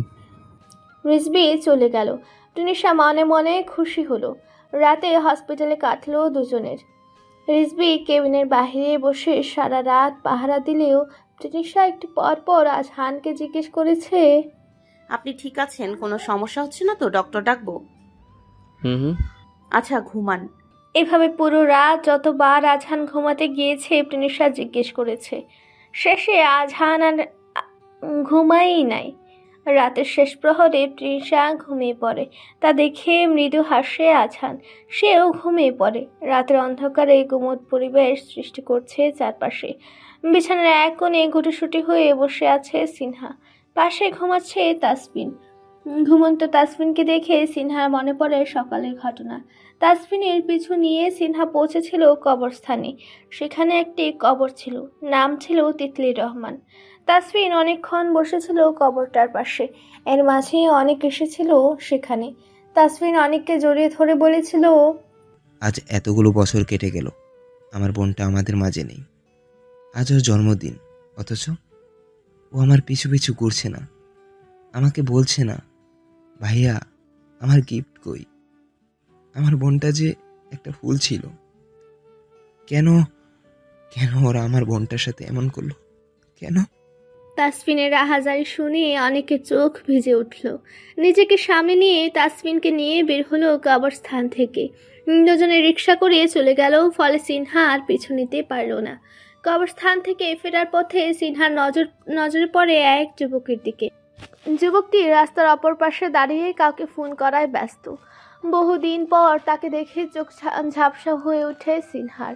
ইচ্ছে করে তার সামনে গিয়ে দাঁড়াতে, কিন্তু নিজে এখন বিবাহিত। কথাটা ভেবে সিনহা দ্রুত বাড়ি ফিরে আসে। রান্না থেকে শুরু করে সংসারের যাবতীয় কাজ শেষ করে বিকেলে গোসল করে রুমে আসতেই দেখে বিছানার উপর ফোনটা বাজছে। সিনহা দ্রুত ফোনটা হাতে নেয়। মা কল করেছে। হ্যাঁ মা, বলো। সিনেমা কেমন আছিস তুই? ভালো আছি আম্মু, তুমি? আমিও ভালো আছি মা। তোকে ছাড়া বাড়িটা ফাঁকা হয়ে গেছে, একবার আসবি আমার কাছে? যাওয়ার কথা শুনে চোখ ভিজে উঠল সিনহার। কান্না আটকে বলল, যাবো মা, তবে এখন সম্ভব না, সামনের মাসে দেখি যেতে পারি কিনা। মেয়ে আসবে না শুনে মন খারাপ হলেও নিজেকে সামনে নিলেন সিনহার মা। মেয়ের সাথে আরও কিছুক্ষণ কথা বলে ফোন রেখে দিলেন। ঘড়িতে তখন বাজে রাতের 11টা। বাড়ি ফিরে তাসফিন আজ চুপচাপ এসে শুয়ে পড়ে, কিন্তু সিনহার ভয় হয় তাসফিনের পাশে শুতে। এক অস্বস্তি কাজ করে, তাই তো গুটিসুটি হয়ে বিছানার এক কোণায় বসে আছে। রাতের তখন শেষ প্রহর। ঘুম ভাঙে তাসফিনের। পাশে সিনহাকে দেখতে না পেয়ে উঠে বসে। বেডসাইড টেবিল ল্যাম্পটা জ্বালাতেই দেখে বিছানার একদম কোণায় সিনহা বসে আছে। তাসফিনের মাথা ঝিমঝিম করে ওঠে। জিজ্ঞেস করে, ওখানে বসে আছো কেন? এমনি। কি হয়েছে বলো তো? আজ তো আমি তোর সাথে কিছু করিনি, তাহলে এত ভয় পাচ্ছিস কেন? সিনহা বুঝলো তাসফিন কিছু সন্দেহ করছে, তাই নিজেকে স্বাভাবিক রেখে বলল, আমার ঘুম আসছিল না, তাই বসে আছি। তাসফিনের ঠিক বিশ্বাস হলো না কথাটা। এগিয়ে গিয়ে সিনহার হাত ধরলো। কেঁপে উঠল মেয়েটা। রুক্ষতার সাথে সিনহাকে নিজের কাছে টেনে আনলো তাসফিন। বলল, তুই কি চাস আমি তোর সাথে নর্মাল ব্যবহার করি, একটা স্বাভাবিক দাম্পত্য জীবন তৈরি করি? প্রত্যুত্তরে সিনহা হ্যাসূচক মাথা নাড়ালে তাসফিন হাসে। বলে, সেটা কোনোদিন সম্ভব না। কেন জানিস? কেন? তোকে আমি পছন্দ করি না, সহ্য হয় না আমার। তোকে মেরে ফেললো আমার জ্বালা ফুরোবে না রে। কথাটা বলে তাসফিন সিনহার হাত ছেড়ে দেয়। দুঃখে কেঁদে ওঠে সিনহা। বলে, আমাকে ডিভোর্স দিয়ে দিন। এভাবে তিলে তিলে আমাকে কষ্ট কেন দিচ্ছেন? কষ্ট? কেন কষ্ট হয়? এখনো দেইনি আমি, অপেক্ষা কর, সঠিক সময় ঠিক মতো বুঝতে পারবি কেন তোকে বিয়ে করেছি। অবাক হয় সিনহা। একটা মানুষ এমন বহুরূপী হয় কি করে? বিয়ের আগে যে যত্ন করতো সে এখন মারতেও দ্বিধাবোধ করে না। এতটা পরিবর্তন কি আসলে সম্ভব? সিনহাকে চুপ করে থাকতে দেখে তাসফিন উঠে দাঁড়ায়। সিগারেট ধরিয়ে সিনহার কাছে এগিয়ে যায়। বলে, আজকে তোর সাথে যা হবে তারপর বেঁচে থাকতেও ভয় পাবি তুই। মানে? হাসে তাসফিন। সিনহাকে মিশিয়ে নেয় নিজের সাথে। ছটফট করতে থাকে মেয়েটা। সিগারেটের বিষাক্ত ধোঁয়া সিনহার মুখের উপর ছাড়ে তাসফিন। এরপর গরম সিগারেট চেপে ধরে পেটে। যন্ত্রণায় চিৎকার করতে গেলে সিনহার ওষ্ঠদ্বয় নিজের ওষ্ঠ দিয়ে চেপে ধরে তাসফিন। যন্ত্রণায় সিনহার চোখ দিয়ে গড়িয়ে পড়ে নোনা জল। 1 মাস পর প্রিনিশার আজ ভার্সিটিতে পরীক্ষা আছে, তাই সকাল সকাল ঘুম থেকে উঠতে হয়েছে। আজহান অবশ্য আরও আগে উঠেছে, তবে প্রতিদিনকার মতো আজ প্রিনিশাকে ডেকে দেয়নি। কাল সারা রাত জেগে পড়েছে প্রিনিশা, আর ঠিক এই কারণেই সকালে ডাকেনি আজহান। প্রিনিশা দ্রুত ফ্রেশ হয়ে রেডি হয়ে নিল। সিঁড়ি দিয়ে দ্রুত পায়ে নামতেই ডাইনিং টেবিল থেকে আজহান বলল, খেয়ে যাও। প্রিনিশা দ্রুত খেতে বসলো। আজহান কফি খাচ্ছিল। প্রিনিশার খাওয়া শেষে দুজনে একসাথে বের হলো। আজহান প্রিনিশাকে নামিয়ে দিয়ে চলে গেল অফিসে। ভার্সিটিতে এসে প্রিনিশার চোখ খুঁজল সিনহাকে। কয়েকদিন অসুস্থ থাকায় ভার্সিটিতে আসা হয়নি, এর ফলে সিনহার সাথে আর যোগাযোগ হয়নি। প্রিনিশা ভেবেছিল আজ হয়তো সিনহা আসবে, কিন্তু তা হয় না। সিনহা আসেনি। মন খারাপ করে তৃষা গেল ক্লাসরুমে। পরীক্ষা শুরু হওয়ার 2 মিনিটের মাথায় সিনহা এলো। তৃষা অবাক চোখে তাকিয়ে রইল সিনহার দিকে। কি অবস্থা হয়েছে মেয়েটার? চোখ মুখে শুকিয়ে গেছে, নিষ্প্রাণ লাগছে দেখতে। কি হয়েছে সিনহার? বুঝতে পারে না তৃষা। সিনহা ক্লাসরুমে এসে দেখে তৃষার পাশে একটা সিট ফাঁকা রয়েছে। সিনহা সেই সিটটাতে বসে পড়ে। পরীক্ষা দেওয়ার শেষে যখন সবাই বের হয় তখন সিনহা চলে যেতে নেয়। পিছু ডাকে তৃষা। সিনহার হাত ধরে নিয়ে যায় ক্যান্টিনে। জিজ্ঞেস করে, কি হয়েছে তোর? কই কিছু না তো, কেন? তুই অনেকটা বদলে গেছিস সিনহা, কি হয়েছে বল না আমাকে। সিনহা চুপ করে থাকে। নিজের সংসারের কথা বাহিরে বলাটা ঠিক হবে না ভেবে নিজেকে সামলে নেয় সিনহা। তৃষা আবারও জিজ্ঞেস করে, তাসফিন দুলাভাই কোথায়?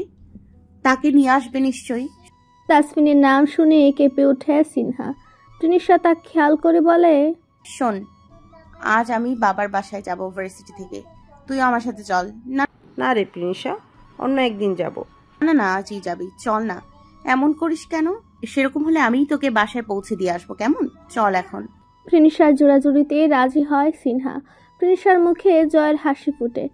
সিনহাকে নিয়ে ভার্সিটির বাইরে আসতে নজরে পড়ে রায়ানকে। কাল রাতে রায়ান জানিয়েছিল সে তৃষাকে নিতে আসবে। একটা রাত থেকে পরের দিন আবার চলে আসবে। আজহান প্রথমে দুনামুনা করলেও শেষে রাজি হয়। রায়ান তৃষার দিকে এগিয়ে এসে বলে, চল যাওয়া যাক। তবে আমি একা না, আমার বান্ধবীও যাবে। রায়ান তাকায় সিনহার দিকে। সিনহাও তাকিয়েছিল রায়ানের দিকে। চোখাচোখি হয় দুজনের। সিনহা চোখ নামিয়ে নেয়। তৃষা সিনহাকে নিয়ে পেছনের সিটে বসে। রায়ান ড্রাইভ করে। 3 জন একসাথে বাড়ি পৌঁছায়। পিয়াল সাহেব মেয়ের জন্য অপেক্ষা করছিলেন। অবশেষে গাড়ির হর্ন শুনে দ্রুত এসে দরজা খুলেন। তৃষা বাবা বলে জড়িয়ে ধরে পিয়াল সাহেবকে। মেয়ের মাথায় আদুরে হাত বুলিয়ে দেন পিয়াল সাহেব। ঘড়িতে সবে 2টো বাজে। তৃষা সিনহার সাথে কথা বলছে, চেষ্টা করছে কথা বের করার, কেননা তৃষা নিশ্চিত সিনহা ভালো নেই। ওর চোখ মুখ দেখলে যে কেউই তা বুঝবে। তবে অনেকক্ষণ চেষ্টা করেও সিনহার মুখ থেকে কোনো কথা বের করতে পারে না তৃষা। সিনহার যাওয়ার সময় হয়ে এলে তৃষা রায়ানকে রিকোয়েস্ট করে সিনহাকে ছেড়ে আসতে। এক কথায় রায়ান রাজি হয়ে যায়। সিনহা যাওয়ার সময় তৃষা বলে, ভালো থাকিস। পৃথিবীর সব সুখ যেন তোর হয় বান্ধবী, তুই যে আমার একমাত্র সই। রাত 10:30। ড্রয়িং রুমের সোফায় বসে আছে তৃষা ও প্রাচী। দুবোন গল্পে মেতে আছে। রাহেলা বেগম হাতের সব কাজ শেষ করে এসেছেন মেয়ের মাথায় তেল দিয়ে দিতে। তেলের বাটিটা নিয়ে তিনি সোফায় বসতে তৃষা মায়ের সামনে বসলো। রাহেলা বেগম জিজ্ঞেস করলেন, বাহ, তোর চুলগুলো তো ভালো বড় হয়েছে তৃষা। আমি তো ভেবেছিলাম বিয়ের পর চুলগুলো যত্নের অভাবে নষ্ট করে ফেলবি। মায়ের কথায় প্রাচী বোনের চুলগুলো ধরে দেখলো। তা দেখে তৃষা বলল, প্রতিদিন রাতে ঘুমানোর আগে চুলে তেল দিয়ে দেয় মা, এরপর বিনুনি করে দেয়। আমি বিরক্ত হয়ে যাই। এত বড় চুল কম করে হলেও ঘন্টাখানেক লাগে তেল দিয়ে দিতে। তৃষার কথা শুনে প্রাচী হা হয়ে জিজ্ঞেস করলো, তো ভালোই কেয়ারিং আপু। বাহির থেকে দেখলে মনে হয় গম্ভীর রাগী, আসলে কি তাই? প্রাচীর প্রশ্নে ভ্রু কুচকে ফেলে তৃষা, বলে, রাগী তো আছে, তবে সময় বিশেষে। এমনিতে ভালোই। ইস, দুলাভাইয়ের যদি একটা ভাই থাকতো। আফসোসের সুরে বলে প্রাচী। তা শুনে হাসে তৃষা। তেল দেওয়া শেষ হতে তৃষা খোপা বেঁধে নেয়। ভীষণ ঘুম পাচ্ছে। মায়ের কোলে মাথা রেখে চোখ বুঝে তৃষা। তখনই বেল বেজে ওঠে। এত রাতে কে এসেছে? ভাবতে ভাবতে দরজা খুলতে যায় রাহেলা বেগম। দরজার বাহিরে আজহানকে দেখে অবাক হয়ে তিনি বললেন, বাবা তুমি আসো, ভেতরে আসো। তুমি আসবা তৃষা বলে নাই তো? রাহেলা বেগমের হাতে মিষ্টি এবং আইসক্রিমের প্যাকেটগুলো দিয়ে আজহান বলল, তৃষা নিজেই জানতো না আম্মা, আমি অফিসের কাজ সেরে মাত্র ফিরলাম, ভাবলাম আপনাদের সাথে দেখা করে যাই, অনেক দিন হলো দেখা হয় না। রাহেলা বেগম খুশি হলেন কথাটা শুনে। তিনি আজহানকে নিয়ে বসার ঘরে এলেন। তৃষা হাত পা ছাড়িয়ে একটা সোফায় শুয়ে আছে, পাশে প্রাচী বসা। আজহানকে আসতে দেখে প্রাচী তৃষার পায়ে চিমটে কেটে বলে, ভালো আছেন দুলাভাই? আজহান হ্যাসূচক মাথা নাড়ায়। সামনে সোফায় বসে জিজ্ঞেস করে, তুমি কেমন আছো প্রাচী? পড়াশোনা কেমন চলছে? হঠাৎ করে আজহানের কণ্ঠস্বর শুনে প্রিনিশা লাফিয়ে উঠে বসে। তা দেখে প্রাচী ফিক করে হেসে ফেলে বলে, আমার পড়াশোনা আমাকে চয়েস করে না দুলাভাই, বাসার আশ্রয়টা জরুরি বলে জোর করে পড়তে হয়। আজহান হাসে প্রাচীর কথা শুনে। রাহেলা বেগম রান্নাঘরে ছিলেন। প্রাচী মাকে সাহায্য করার কথা বলে উঠে চলে যায়। বসার ঘরে তখন মুখোমুখি বসা দুজন মানুষ। আজহানকে হঠাৎ দেখে প্রিনিশা শকড হয়েছে তা বেশ বুঝতে পারছে আজহান। প্রাচী চলে যেতে প্রিনিশা জিজ্ঞেস করলো, আপনি এত রাতে এলেন যে? কোনো আশা নিষেধা নাকি? সেটা কখন বললাম? আচ্ছা, আপনার না অনেক কাজ, আমাকে ছাড়তে পর্যন্ত আসার সময় হয়নি, তাহলে এখন এলেন কিভাবে? আজহান উত্তর দিল না। সে ব্যস্ত প্রিনিশাকে দেখতে। এরই মাঝে প্রিনিশাকে ডেকে উঠলেন রাহেলা বেগম। প্রিনিশা উঠে মায়ের কাছে গেল। পিয়াল সাহেব হার্টের রোগী, তিনি 10টার মধ্যেও ঘুমিয়ে পড়েন। রায়ান এখনো ফেরেনি। রাহেলা বেগম প্রিনিশাকে বলল রায়ানকে কল করতে। প্রিনিশা জানালো তার ফোনে ব্যালেন্স নেই। শেষে প্রাচী ফোন করলো। কাজটা আজহানের কানে গেল, ভ্রু কুচকে ফেললো সে। আজ সকালে 200 টাকা লুট দেওয়া হয়েছে, সেটা এত তাড়াতাড়ি শেষ? রাত 11:30। খাওয়া দাওয়া শেষে রুমে এলো আজহান। প্রিনিশা আয়নার সামনে দাঁড়িয়ে পাউডার লাগাচ্ছে। হঠাৎ করে অতিরিক্ত গরম পড়ছে। আজহান বিছানার উপর বসলো। প্রিনিশা আজহানকে বলল, আমি কি কালো হয়ে গিয়েছি আজহান? হঠাৎ এমন প্রশ্ন শুনে ভ্রুকুটি করে আজহান জিজ্ঞেস করলো, কেন? আমার মনে হচ্ছে।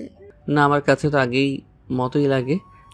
কথাটা বলে আজহান ফোনের দিকে মনোযোগ দিল। প্রিনিশা আয়নার সামনে থেকে সরে এলো, বলল, আমার রুমে তো বারান্দা নেই, আপনার নিশ্চয়ই অসুবিধা হচ্ছে। না, আমি ঠিক আছি।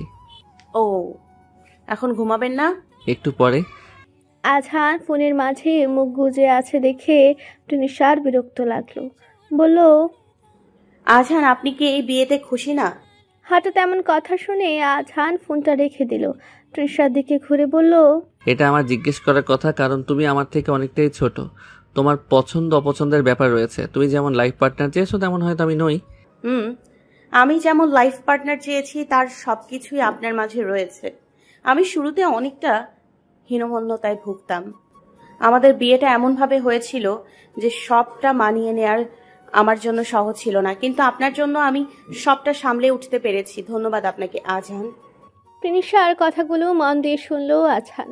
সে কখনো বিয়ে করতে চায়নি, ভালোবাসা তো দূরের কথা, কিন্তু প্রিনিশাকে দেখার পর সব কিছু পাল্টে গেছে।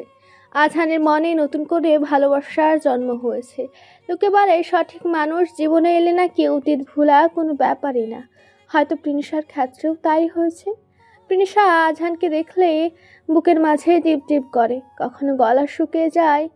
আজহানের গম্ভীর কণ্ঠস্বর প্রিনিশাকে কাঁপিয়ে তোলে। প্রিনিশার সব কিছুতে এখন আজহান রয়েছে। লোকটা না চাইতেও সব কিছু দিয়েছে প্রিনিশাকে। সব থেকে বেশি অবাক করার বিষয় হলো প্রিনিশার উপর আজহানের অগাধ বিশ্বাস। যা নিজের পরিবারের লোকজন করেনি, সেই বিশ্বাস আজহান করেছে। হয়তো এর ফলেই আজ সব কিছু এতটা সুন্দর। কথাগুলো ভাবতে ভাবতে প্রিনিশার চোখ ভিজে উঠল। আজহান তা খেয়াল করে বলল, কি হয়েছে? প্রিনিশা টলমলে চোখে তাকালো আজহানের দিকে। আজহানের পারফিউমের স্মেলটা ভীষণভাবে আকর্ষিত করে প্রিনিশাকে। আজও তার ব্যতিক্রম না। প্রিনিশা নিজ থেকে আজহানকে জড়িয়ে ধরে। আজহান অবাক হয়, ভাবে হয়তো পুরনো কোনো কথা ভেবে মেয়েটার মন খারাপ। আজহান প্রিনিশার মাথায় হাত বুলিয়ে দেয়। প্রিনিশা আজ প্রথম তাদের মাঝ থেকে কোলবালিশটি সরিয়ে ফেলে। দূরত্বকে ধীরে ধীরে কমিয়ে আনার সময় এসে গেছে। রাত 12টা বাজে। সিনহা বসে আছে বিছানার এক কোনায়। তাসফিন এখনো ফিরেনি। বের কয়েকদিনের মাথায় তাসফিনের পুরো পরিবার আবারও বিদেশ ফিরে গিয়েছে। পুরো বাসাতে সিনহা এখন একাই থাকে। তাসফিন হসপিটালে চলে যায় সকালে, ফেরে মাঝরাতে। আজও তার ব্যতিক্রম হয়নি। 12:20 বাজতেই দরজার বেল বেজে ওঠে। সিনহা গিয়ে দরজা খুলতেই তাসফিন চর বর্ষায় সিনহার গালে। অবাক নয়নে চেয়ে রয় সিনহা। দরজা লক করে তাসফিন সিনহার হাত ধরে টেনে নিয়ে যায় রুমে। এক ধাক্কায় ফেলে দেয় ফ্লোরে। দাঁতে দাঁত চেপে বলে, তোর সাহস তো কম না, বিয়ের পরও পুরনো প্রেমিকের সাথে ঘুরে বেড়াস? তাসফিনের এমন কথায় সিনহা চমকে ওঠে, জিজ্ঞেস করে, কি সব বলছেন? নাটক করিস, নাটক না? আজ তুই রায়ানের সাথে ফিরেছিস, তাও রাত 9টায়। আমি তো প্রিনিশার বাসায় গিয়ে। সিনহা নিজের কথা শেষ করতে পারে না, তাই আগে মুখ চেপে ধরে তাসফিন। হিসিয়ে বলে, আমাকে দিয়ে তোর হয় না। পুরনো প্রেমিককে আওয়াজ উঠেছিস কেন? কি বলেছিস তাকে? আমি তোরে মারি, কষ্ট দিই, তাই না? সিনহা এক ধাক্কায় তাসফিনকে সরিয়ে দেয়, ব্যথাতুর কণ্ঠে বলে, আমাদের সংসারের কথা আমি বাইরের মানুষেরকে কেন বলবো তাসফিন? এই চুপ, তুই আমার নাম মুখে নিবি না। কি ভেবেছিস কিছু জানি না? আমি সব জানি, সব সব জানি। কথাটা সিনহার মস্তিষ্কে গিয়ে বাড়ি খায়। তাসফিন আবারও সিনহার হাত চেপে ধরে, বলে, আমি তোর হাজবেন্ড। আমি থাকতে তুই রাত বেরাতে পরপুরুষে, তাও আবার নিজের প্রাক্তনের সাথে বাড়ি ফিরিস? এতটা অবতপত্তন তোর? আমাকে ভয় পাস না তুই? কথাটা বলেই তাসফিন নিজের বেল্ট খুলে ফেলে। সিনহা আকুতির সুরে বলে, আমার কথাটা শুনুন তাসফিন, আমি জানি না আপনি কি জানেন বা কতটা জানেন, কিন্তু একটা কথা সত্য যে আমার মনে এখন রায়ান নেই। সে আমার অতীত, আমার বর্তমান, ভবিষ্যৎ আপনি।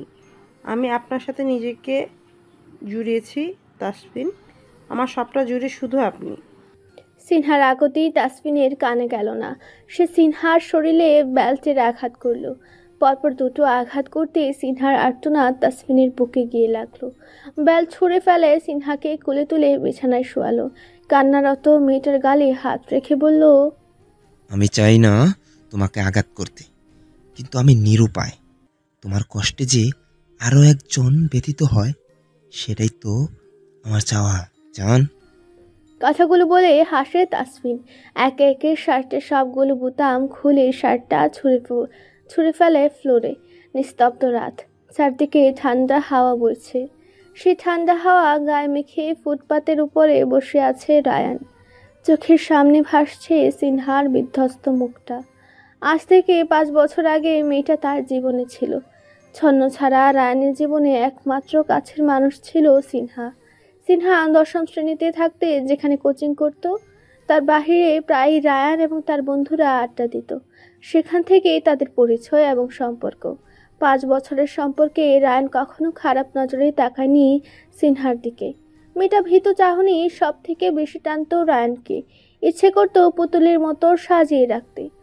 বড্ড শখের ছিল সিনহা রায়ানের কাছে, কিন্তু বেকারত্বের কাছে যে ভালোবাসা হেরে যায়, রায়ানের ক্ষেত্রেও তাই হয়। রায়ানের ছন্নছাড়া ভাব দেখে তার বাবা সিদ্ধান্ত নেন ছেলের বিয়ে দিবেন। রায়ান বেকার থাকায় তার পছন্দের কথা পরিবারকে জানাতে পারেনি। এঙ্গেজমেন্টের আগের দিন সিনহা রায়ানের পা পর্যন্ত ধরেছিল, বলেছিল, আমাকে ছেড়ে যেও না রায়ান, আমি থাকতে পারবো না তোমাকে ছাড়া। তবে রায়ানের কিছু করার ছিল না সেদিন। বড় হওয়ার পর সেদিন প্রথমবারের মতো রায়ান কেঁদেছিল। সিনহার চোখের পানি রায়ানের কাছে বিষাক্ত তীরের মতো। মেয়েটাকে কাঁদতে দেখলে রায়ান অস্থির হয়ে যেত। আজও তার ব্যতিক্রম হয়নি। এতগুলো দিন পর সিনহাকে সামনাসামনি দেখে রায়ান যতটা বেশি অবাক হয়েছে, তার থেকে বেশি ব্যথিত হয়েছে। চঞ্চল ভীত মেয়েটার মুখের লাবণ্যতা হারিয়ে গেছে। দেখে মনে হয়েছে কত রাত ঠিকমতো ঘুমায় না, বড্ড ক্লান্ত দেখাচ্ছিল। আচ্ছা, সিনহা কি ভালো আছে? বড্ড জানতে ইচ্ছে করছে রায়ানের। সিনহা আজ একটা কথা বলেনি তার সাথে। এমন ব্যবহার করেছে যেন সে রায়ানকে কখনো চিনতই না। এতটা অভিমান হয়েছে বুঝি মেয়েটার। সিনহার কথাগুলো মনে পড়তে বুকটা হাহাকার করে উঠল রায়ানের। বড্ড কষ্ট হচ্ছে বুকের ভেতর যেন কেউ পাথর চাপা দিয়ে রেখেছে। শ্বাস নিতেও কষ্ট হচ্ছে। রায়ান চাচ্ছে তার কান্না আসুক, কিন্তু আসছে না, বরং চোখ দুটো ভয়ানক জ্বালা করছে। মনে হচ্ছে এখনই কুটোর থেকে বেরিয়ে আসবে। কেটে গেছে কয়েক মাস। টুনিশার প্রথম বর্ষ পরীক্ষার রেজাল্ট বেরিয়েছে সেদিন।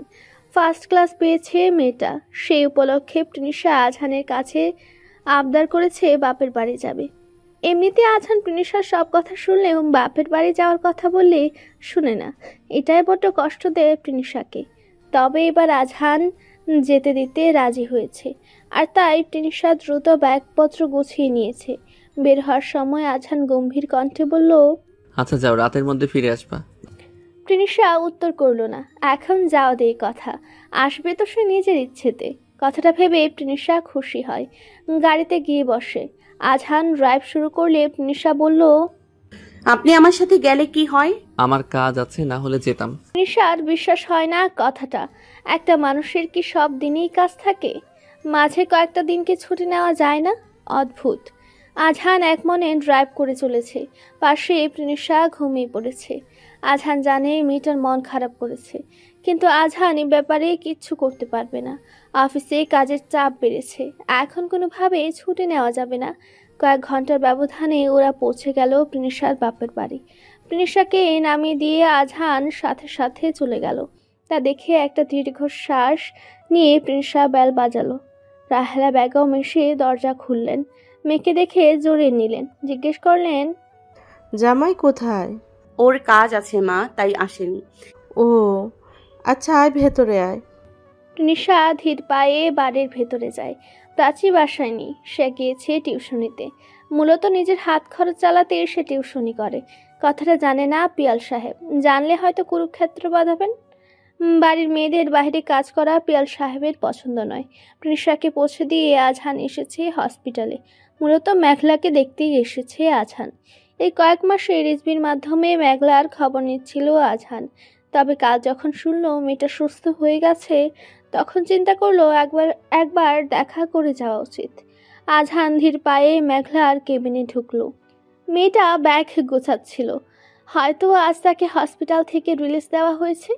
আচমকা আজহানকে দেখে মেঘলা থমকে যায়। আমতা আমতা করে জিজ্ঞেস করে, স্যার আপনি? বসুন স্যার। আজহান বসে চেয়ারে। জিজ্ঞেস করে, কেমন আছো? ভালো স্যার। তুমি নাকি আমার সাথে দেখা করতে চেয়েছিলে কয়েক মাস আগে? হ্যাঁ। কেন? মেঘলা এবার চুপ করে যায়। সে জানে আজহান সব কিছু জেনে গেছে, তবুও এতটা স্বাভাবিকভাবে কথা বলছে দেখে অবাক হচ্ছে। মেঘলাকে চুপ করে থাকতে দেখে আজহান আবারও জিজ্ঞেস করে, কি হলো, চুপ করে গেলে কেন? আমাকে মাফ করে দিন স্যার, আমি নিজের মধ্যে ছিলাম না। আমার মাথায় একটা রাগ চেপে বসেছিল, তার জন্যই আমি এই কাজটা করে ফেলি। Sorry sir. কথাগুলো বলে মেঘলা আজহানের দিকে তাকায়। আজহান নিষ্পলক দৃষ্টিতে তাকিয়ে আছে মেঘলার দিকে। হয়তো মেঘলার বলা কথাটার কোনো ইফেক্টই আজহানের উপর পড়েনি, তাই তো এতটা শান্ত আছে সে। বেশ কিছু সময় অতিবাহিত হওয়ার পর আজহান বলে, তুমি যা করেছো তার পিছনে আসল কারণ কি ছিল? কার কথায় তুমি এই কাজ করেছো? চুপ করে থাকে মেঘলা। নিজেকে একটু সামনে নিয়ে বলে, আমি আপনাকে ভালোবাসি স্যার। আজহান জানতো মেঘলা এমন উত্তর দিবে, তাই সে বলল, পৃথিবীতে আমরা সবাই কাউকে না কাউকে ভালোবাসি, কিন্তু ভালোবাসি বলেই যে তাকে পেতে হবে এমন তো কোনো কথা নেই। কিছু ক্ষেত্রে ভালোবাসার মানুষটি দূর থেকেও সুন্দর হয়। কথাগুলো শুনে মেঘলার চোখ টলমল করে ওঠে। বলে, আমি আপনাকে ভীষণ ভালোবাসি স্যার। আমি আপনাকে ভালোবাসি সেদিন থেকে, যেদিন প্রথম আমি আপনাকে দেখি। এরপর থেকে এতগুলো বছর ধরে আমি সব সময় চেষ্টা করতাম আপনার নজরে পড়ার, কিন্তু আপনি কখনো আমার দিকে তাকাননি। কেন স্যার? আমি কি খুবই বাজে দেখতে? আজহান হাসে কথাগুলো শুনে। ঠান্ডা মাথায় বলে, পৃথিবীতে সব মানুষই কারো না কারো চোখে সুন্দর। তোমাকে অপেক্ষা করতে হবে সেই মানুষটার জন্য যার চোখে তুমি সব থেকে সুন্দর হবে। তোমাকে দেখার পর দুনিয়ার সব নারী তার কাছে তুচ্ছ হয়ে যাবে। সবই সেই তো হবে তোমার সত্যিকারের ভালোবাসার মানুষ। একটু থেমে আজহান আবার বলে, আমার চোখে সব থেকে সুন্দর আমার ওয়াইফ মিসেস প্রিনিশা ইয়াফ রওশন। তাকে দেখার আগে আমার চোখ কোনো নারীতে আটকায়নি, অথচ তাকে দেখার পর আমার চোখে আর কাউকে ভালো লাগেনি। আমি মনে করি আমার রব অতি যত্নের সাথে প্রিনিশাকে শুধুমাত্র আমার জন্য সৃষ্টি করেছেন এবং তাকে পেয়ে আমি সন্তুষ্ট। কথাগুলো শুনে মেঘলা ফেলফেল নয়নে আজহানের দিকে তাকিয়ে রইল। আজহান আবার বলল, যখন আমরা একজনে আসক্ত হয়ে যাই তখন যত সুন্দর মানুষই আমাদের সামনে দাঁড়াক না কেন আমাদের কিছু যায় আসে না। আমাদের মস্তিষ্ক মিশে থাকে একজনেতে, ঠিক সেইভাবেই প্রিনিশা আমার মস্তিষ্কে এমনভাবে মিশে আছে যে আমি চাইলেও ওকে ভুলতে পারবো না। ওর প্রতিটা চোখের পানি আমার হৃদয়ে গভীর ক্ষতের সৃষ্টি করে। আমি চাই ও ভালো থাকুক এবং সেটা শুধু আমার সাথেই থাকুক। শেষ কথাগুলো বলার সময় আজহানের চোখের আদলে সামান্য হিংস্রতা দেখতে পায় মেঘলা। বলে, চমৎকার কথা বলেছেন স্যার, আমি বুঝতে পেরেছি অনেক কিছু, ধন্যবাদ। প্রত্যুত্তরে হাসে আজহান। মেঘলা চোখের পানি মুছে নিয়ে বলে, আমি আপনাকে ভালোবাসি স্যার, কিন্তু আপনার মতো করে অতটা গভীরভাবে নয়। আমার ভালোবাসায় পজিটিভনেস আছে। সে তো আমারও আছে, এবং ভালোবাসায় পসেসিভনেস থাকা স্বাভাবিক, কিন্তু এই পসেসিভনেস খাটানো তখনই উচিত যখন সামনের মানুষটাকে নিজের করার সুযোগ থাকে। আমি বিবাহিত, তুমি চাইলেও আমাকে পাবে না, তাই শুধু শুধু এসব করে সময় নষ্ট করো না। নিজের মতো করে বাঁচো, দেখবে ভালো থাকবে। মেঘলা হ্যাঁসূচক মাথা নাড়ায়, আবারও চোখের পানি মুছে নেয়। আজহান আর কথা বাড়ায় না, চলে আসে হসপিটাল থেকে। আশা করা যায় মেঘলা আর কখনো এমন করবে না। সারাদিন ভ্যাপসা গরমের শেষে রাত 10টার পর বৃষ্টি নেমেছে ধরনীর বুকে। প্রিনিশা বৃষ্টি ভীষণ ভালোবাসে, আর তাই এত রাতে ছুটে ছাদে চলে এসেছে। ঝমঝম করে ছড়িয়ে পড়ছে বৃষ্টির ফোঁটাগুলো। প্রিনিশা গিয়ে ছাদের মাঝখানে দাঁড়ায়। ভেজে যায় সর্বাঙ্গ, চুলগুলো লেপড়ে যায় শরীরের সাথে। বেশ অনেকক্ষণ ভেজার পর প্রিনিশার হুট করে মনে পড়ে আজহানের কথা। ভেজা শরীরে নেমে আসে ছাদ থেকে, বালিশের পাশ থেকে ফোনটা নিয়ে ডায়াল করে আজহানের নাম্বারে। আজহান ব্যস্ত ছিল বারান্দায় দাঁড়িয়ে বৃষ্টি দেখতে। তখনই প্রিনিশার ফোন আসে। হাতের সিগারেটটা ফেলে ফোনটা রিসিভ করে আজহান। প্রিনিশা বলে, নিয়মিত ভালোবাসার গল্প শুনতে এবং পড়তে আমাদের অন্ধবিশ্বাস চ্যানেলটি সাবস্ক্রাইব করে পাশে থাকা বেল আইকনটি ক্লিক করুন। ধন্যবাদ সবাইকে।